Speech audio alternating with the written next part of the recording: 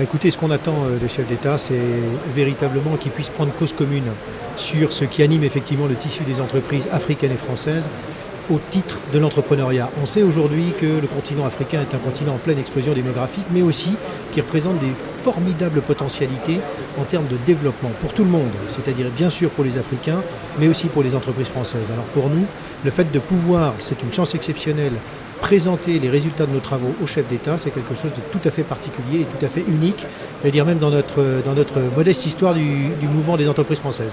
Alors quels sont les engagements prioritaires auxquels vous vous attendez venant des chefs d'État ? Évidemment, ce que nous demanderons et ce que nous allons essayer de pouvoir les sensibiliser, ce sera sur la, je dirais, responsabilité vis-à-vis de la formation professionnelle, des termes d'engagement sur des filières. Il y a aujourd'hui des choses tout à fait possibles dans différents pays africains en matière de filières. Je prendrai à titre d'exemple la filière agroalimentaire qui aujourd'hui mériterait d'être tout à fait restructurée et appuyée par les pouvoirs publics. Elle ne l'est pas forcément. Les instituts de développement, je vous en ai bien évidemment parlé. Tout ce qui est lié aussi au numérique, au digital, sur lequel il y a une certaine absence de réglementation dans certains pays. Il faut pouvoir booster véritablement la réglementation pour en faire une plateforme de départ en fait et de croissance des entreprises connectées. Tout simplement en fait le prix des matières premières et le fait qu'aujourd'hui effectivement il y a une inflexion dans ce prix et du pétrole et des matières premières qui rend le coût de ces travaux très difficile. Pour une raison simple, le coût d'investissement est lié en fait essentiellement au transport de matériaux, au transport de produits de première, de première extraction. Et dans ces cas-là, avec des tarifs qui sont évidemment un peu inférieurs, on dirait de l'ordre entre 16 et 18% inférieurs à ce qu'ils étaient il y a encore 6 à 8 mois, les investisseurs hésitent un petit peu. Je vais vous le dire très simplement pour nous, de la stabilité et de la vision. Nous, on est prêts, les entreprises françaises sont des adeptes du partenariat. C'est comme ça qu'on travaille, c'est effectivement avec des partenaires africains dans la durée. Mais pour ça, il faut qu'on puisse avoir de la stabilité fiscale, de la stabilité sociale et un minimum de vision. C'est le défi de la jeunesse, mais c'est aussi le défi de la femme, qui est une actrice incontournable dans le processus de développement du Mali. Mais également au-delà du Mali, les femmes africaines sont incontournables dans le processus de développement du continent. Donc les défis sont à ce niveau-là. Les acteurs qui portent la croissance, il faut qu'ils soient dans les conditions pour porter la croissance. On parle beaucoup d'émergence. Aujourd'hui, il faut donner un contenu à l'émergence, il faut donner une âme à l'émergence à travers des actions concrètes. Les discours politiques, là, vraiment, je crois qu'on en a assez entendu. Il faut aller vers le concret aujourd'hui. Vous allez entendre tout à l'heure la déclaration des femmes africaines suite au forum genre et développement qui s'est tenu ici. Nous allons présenter les grandes recommandations formulées à l'attention des chefs d'État qui tournent autour des questions d'accès aux fonciers, des questions d'accès aux ressources financières, des questions d'accès au marché, des questions de déplacement des populations entre les régions africaines, mais entre l'Afrique et l'Europe. Et également, on souhaite l'institutionnalisation du forum genre et développement. Dans l'immédiat, il faut s'attaquer d'abord à la question de la formation et de l'emploi de la jeunesse. Ça, c'est la question prioritaire. Et je pense que si nous relevons ces défis-là, tous les autres défis vont tomber d'eux-mêmes. Voilà, ça c'est mon avis.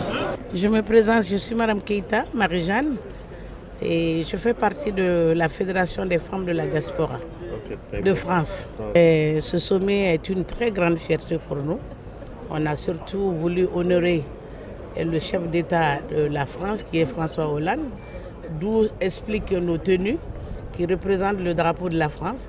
On est très fiers pour le Mali aussi, parce qu'on sait que ce sommet nous apportera quelque chose de positif. Je demanderai surtout la jeunesse, parce que l'avenir c'est la jeunesse. Aider les jeunes à arrêter d'aller se tuer, et la paix surtout au Mali. Sans la paix, il n'y a pas d'évolution, il n'y a pas de développement. Et surtout notre jeunesse, nous les femmes de la diaspora, notre souci premier aujourd'hui est la deuxième génération et les enfants du Mali. Et ça nous fait très mal au cœur de voir les enfants mourir sur les rives des pays pour aller dans les pays occidentaux.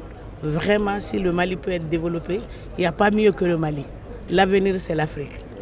Ambassadeur itinérant du Sénégal, venu dans la délégation du président Macky Sall, du président François Hollande.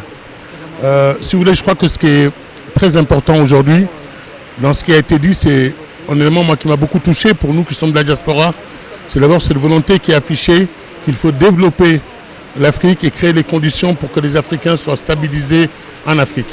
Et je pense que le cri du cœur du président français, comme d'ailleurs celui du président malien, qui a consisté à nous rappeler qu'encore aujourd'hui des centaines de personnes mouraient en essayant de rejoindre l'Eldorado, ce que le président tchadien a qualifié de chimère, je pense que c'est une question qui nous préoccupe. Et je pense qu'un des éléments pour pouvoir faire face à ça, c'est vraiment commencer à avoir confiance en sa diaspora. Il faut que les dirigeants africains finissent par ne plus avoir peur de leur diaspora. En quoi faisant? Comment? En quoi faisant? En faisant quoi? Par exemple, en reconnaissant aujourd'hui que l'apport qui est apporté par les gens de la diaspora elle est valorisée, parce qu'on sait que les écoles, les dispensaires, les centres de bien-être qui sont créés aujourd'hui en Afrique, c'est beaucoup quand même par l'apport des gens de la diaspora, des immigrés qui sont installés. Il faut créer des conditions pour qu'ils puissent revenir ici en leur facilitant vraiment une intégration réussie.